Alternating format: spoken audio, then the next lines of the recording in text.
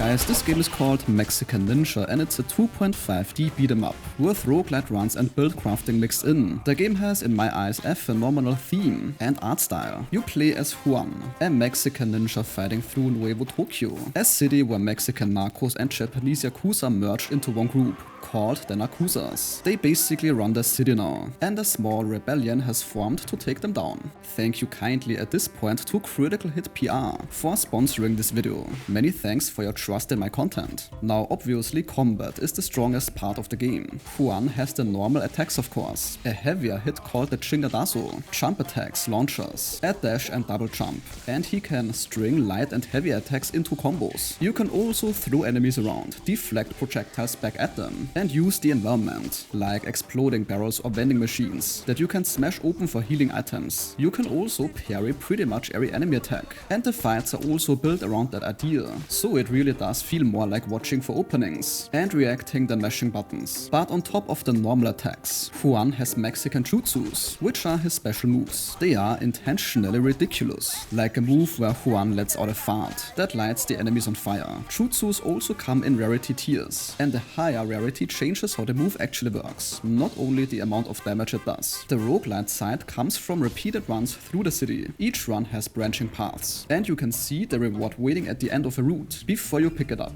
So choosing where to go is a real decision for your build. Along the way you pick up temporary buffs, jutsus and blessings from spirits, and status effects come into play too, like giving enemies a hangover or getting a blessing on your own attacks. The permanent progression is called the Way of the Donkey, basically Juan's skill tree between runs. It is built to let you lean into whatever playstyle you like, instead of pushing everyone toward one build. There's also a spirit system, where you earn favor from Mexican Japanese spirits, who hands out extra powers during a run. The levels play out in belt scrolling arenas, similar to classic beat'em ups, clearing a room before moving to the next one. Enemies range from regular grunts to ranged attackers, to the tougher lieutenant types, and bosses can have multiple phases. And a couple of the named bosses changed quite a bit during development. An early boss called El Cascos was originally way too tanky and got toned down, and the panda type boss went through a full rework. The fights in the crowded areas can get a bit hard to read, so the game leans on clear attack telegraphs and extra sound and visual cues to help see what's coming.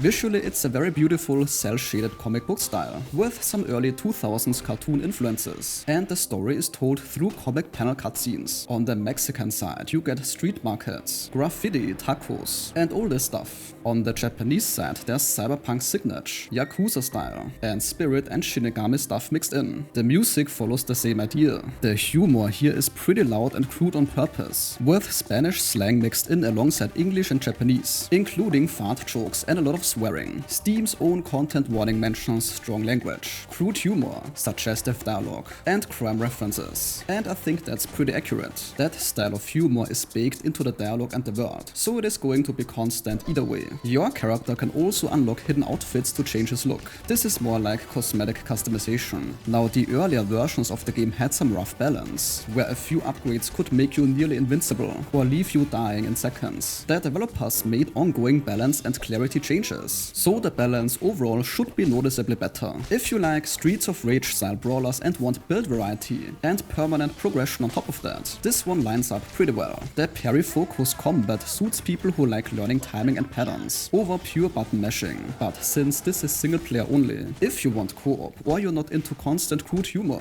then this one is probably not for you.